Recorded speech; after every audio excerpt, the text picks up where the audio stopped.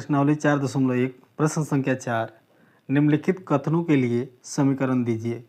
देखिए प्रश्न संख्या 4 आपसे क्या कह रहा है, ये प्रश्न में कथन दे दिए गए हैं और इन कथनों से आपको समीकरण बना देना है। क्या करना है? समीकरण बना देना है। समीकरण के बारे में हम लोगों ने पिछले वीडियो में पढ़ लिया है। अब हमें क्या करना है कि ये जो शब्द दिए गए हैं इनसे समीकरण को बनाना है।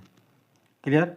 चलिए पहला प्रश्न हम लोग पढ़ते हैं। चौथा का पहला प्रश्न क्या कह रहा है? पहला प्रश्न, संख्याओं x और 4 का योग 9 है। क्या है?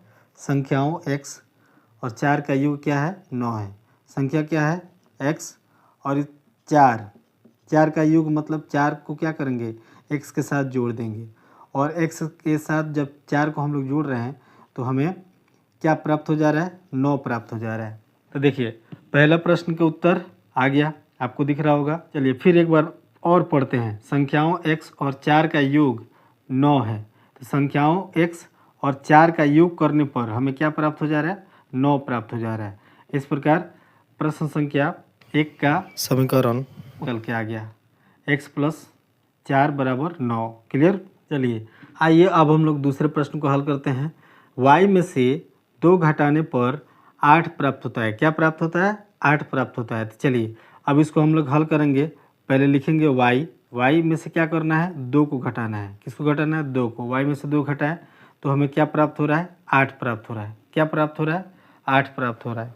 और आपके सामने एक समीकरण बन के तैयार है और वो क्या है समीकरण? समीकरण है y - 2 = 8। और इस तरह हम लोगों ने प्रश्न संख्या 4 का दूसरा प्रश्न हल कर लिया है। इन सभी प्रश्नों को बारीकी से समझकर हल करने का प्रयास करेंगे, अर्थात उनका समीकरण लिखने का प्रयास करेंगे ताकि किसी प्रकार का त्रुटि इसमें ना रहे। देखिए इन प्रश्नों में सिर्फ समीकरण बनाने के लिए कह रहा है, ये कथन दे दिए गए हैं और इससे समीकरण बनाने के लिए कह रहा है, तो सिर्फ हम लोग समीकरण बनाएंगे, उसको हल नहीं करेंगे। क्लियर?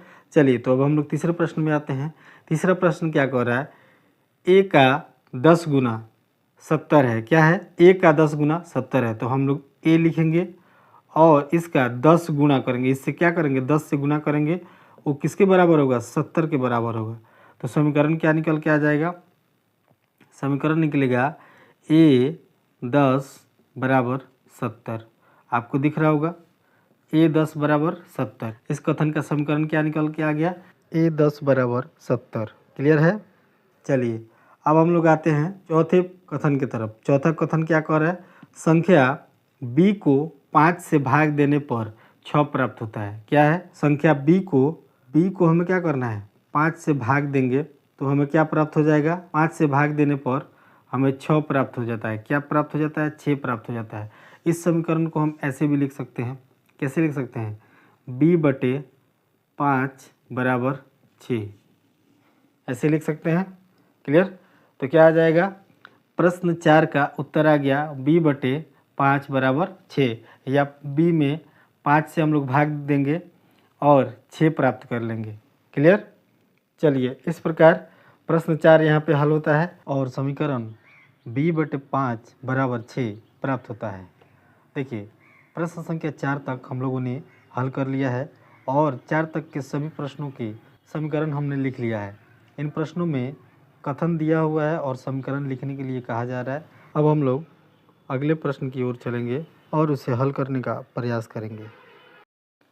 प्रश्न 5 कह रहा है t का 3/4 15 है। यहाँ हम लोग लिखेंगे t का 3/4। 3/4 हम लोग कैसे लिखेंगे?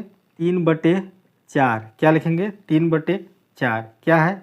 15 है। इसको हम लोग यहाँ पे लिखेंगे। t को 3 से गुना कर देंगे क्योंकि ऊपर हम लोग क्या करेंगे? ऊपर वाली संख्याओं से एक दूसरे को गुना करेंगे तो ये आ जाएगा 3t और बटे में 4। ये हो गया t का 3/4 और बराबर 15।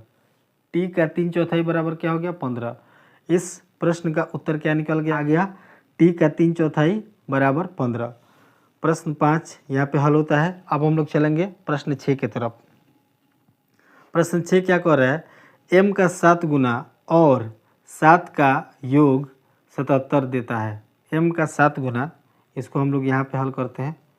इसको हम क्या करेंगे? यहाँ पे हल करेंगे। m का 7 गुना, m का 7 गुना, यानी m को 7 से हम लोग गुना करेंगे और इसमें जब 7 को जोड़ेंगे, 7 का योग कर रहा था, इसमें जब 7 को जोड़ेंगे तो क्या प्राप्त हो जाएगा? 77 प्राप्त हो जाएगा। इसको अब हम लोग 7 से गुना करेंगे तो क्या आ जाएगा? 7m + 7 बराबर 77। क्लियर? प्रश्न संख्या 6 का उत्तर क्या निकल के आ गया? प्रश्न संख्या 6 का समीकरण निकल के आ गया 7m + 7 बराबर 77। क्लियर? यानी समीकरण क्या मिला? प्रश्न 6 के कथन का समीकरण क्या मिल गया? 7m + 7 बराबर 77। क्लियर? चलिए अब हम लोग आते हैं प्रश्न 7 पर। प्रश्न 7 क्या कह रहा है? एक संख्या x की चौथाई ऋण 4 आपको 4 देता है। एक संख्या है, क्या है संख्या? वो संख्या है x। यहाँ पे हम लोग लिखते हैं प्रश्न संख्या 7, इसको यहाँ पे हल कर रहे हैं, आप लोग को दिख रहा होगा। क्या है? एक संख्या x की चौथाई, एक संख्या x की चौथाई, x की चौथाई क्या हो जाएगी? x की चौथाई यानी x को 4 से हम लोग भाग दे देंगे, x की चौथाई हो गई। क्या हो गई? x की चौथाई, उसमें से चौथाई ऋण 4, ऋण 4 का मतलब घटाओ 4, क्या देता है आपको? 4 दे देता है। क्या दे देता है? 4 दे देता है। क्लियर?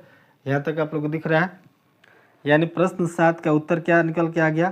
प्रश्न 7 का जो कथन है, एक संख्या x की चौथाई ऋण 4 आपको देता है, तो इसका समीकरण क्या बन गया? इस कथन का समीकरण क्या बना? x/4 - 4 बराबर 4। क्लियर? तो प्रश्न 7 यहाँ पे हल होता है। अब हम लोग हल करेंगे प्रश्न 8 को। प्रश्न 8 क्या कह रहा है? यहीं पे हम लिख लेते हैं प्रश्न 8 को। क्लियर? यहाँ स्पेस है। प्रश्न 8 क्या कह रहा है? यदि y के 6 गुने में से y के 6 गुने में से, कितने में से? 6 से गुना करेंगे, 6 गुने में से 6 घटाएं, क्या करना है? 6 को घटाएं तो 60 प्राप्त हो जाता है। क्या प्राप्त होगा? 60। यहाँ तक दिख रहा है आप सभी को? क्लियर? चलिए, तो y का गुना हम लोग 6 से करेंगे तो कितना हो जाएगा? 6y और माइनस 6 बराबर 60। प्रश्न संख्या 8 के कथन के समीकरण क्या निकल के आ गया? 6y - 6 बराबर 60। 6y - 6 बराबर 60 कथन के अनुसार यहाँ पे समीकरण बन गया है। चलिए, इस प्रकार प्रश्न 8 यहाँ पे हल होता है। अब हम लोग चलते हैं प्रश्न 9 की तरफ। प्रश्न 9 क्या कर रहा है? प्रश्न 9 को हम लोग यहीं पे हल करेंगे। यदि आप z के 1/3 में से, z के 1/3 में से, हम यहाँ पे गुना करेंगे 1/3, है ना? 1/3 में से क्या करना है? 1/3 में से 1/3 में, सॉरी, 1/3 में 1/3 में 3 जोड़ दें। क्या करना है? 3 जोड़ देना है, तो 30 प्राप्त हो जाता है। क्या प्राप्त होता है? 30। समीकरण आपको दिख रहा होगा यहाँ तक? क्लियर? चलिए, अब z का गुना 1 के साथ करेंगे तो क्या हो जाएगा? z, और बटे में क्या आ जाएगा? 3, और +3 है तो +3 और बराबर 30। क्या आ गया? बराबर 30। क्लियर? चलिए, z/3 + 3 बराबर 30। क्लियर? प्रश्न संख्या 9 का कथन का समीकरण क्या निकल के आ गया? z/3 + 3 बराबर 30। इस प्रकार प्रश्न संख्या 4 के 1 से लेकर के 9 तक सभी प्रश्न हल होते हैं और प्रश्न संख्या 4 यहाँ पे समाप्त होता है। अब हम लोग चलेंगे प्रश्न संख्या 5 की तरफ।